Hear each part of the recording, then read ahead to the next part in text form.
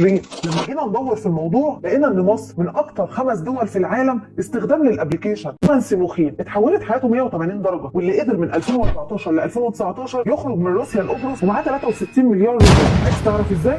تعالى وانا احكي لك. الحكايه بدات لما قرر يفتح سايبر، ولقى ان اغلب اللي بيجوا السايبر من الرجاله واللي معتمد لعبهم على الرهان، فقرر انه يفتح مكتب على الضيق مش قانوني، ولقى ان فلوسه حلوه والفلوس ابتدت تجري في ايده، فقرر انه يشارك مجموعه من رجال الاعمال ويوسع المشروع. ومن هنا جت فكره 1 اكس بت اللي مكسبه السنوي بيوصل لحوالي 2 مليار دولار. هو برنامج عادي جدا بيضم ملايين من الناس، عباره عن رهان، بتدفع 10 بتاخد 100، بتدفع 100 بتاخد 1000، بتدفع 1000 بتاخد اكتر. الابلكيشن ده بيضم مجموعه من افضل الالعاب الرياضيه، ده كمان عمل لك انك تراهن في نفس الوقت اللي الماتش شغال فيه. وطبعا انت بتجري تنزل الابلكيشن، وعشان يجيب رجل الزبون عمل لك انك تراهن في الاول مجاني عشان يقدر يجيب رجلك. ده كمان بقى راعي لاكبر الانديه في العالم زي برشلونه مثلا، وكان راعي لكاس افريقيا 2021. مش بس خساره ماديه، لا دي بقت خساره ارواح كمان، زي اللي حصل مع ايهاب اشرف ضحيه مربي الاجيال الطماع، المدرس محمد عبد البديع الطحاوي مدرس الفيزياء اللي خسر فلوسه كلها في الابلكيشن، وقعد يفكر في فكره عشان يرجع الفلوس دي. فجات له الفكره انه يخطف واحد من طلابه ويساوم اهله عليه، بس الطمع والجشع